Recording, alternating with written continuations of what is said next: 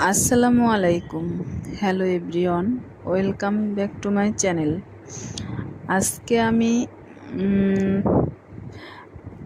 2024 সালের বৃক্ষ মেলায় গিয়েছিলাম। আলহামদুলিল্লাহ, আমার কাছে বৃক্ষ মেলা খুব ভালো লাগছে এবার। কারণ এবার বৃক্ষ মেলায় ফুল গাছের কালেকশন অনেক বেশি চোখে পড়ার মতো ছিল। আমি গত বছরও গেছিলাম, তো গত বছর এত ফুল গাছের কালেকশন আমি দেখি নাই, কিন্তু এবার খুব সুন্দর ছিল, আমার কাছে খুবই ভালো লাগছে। আমি কিছু গাছও কিনেছিলাম।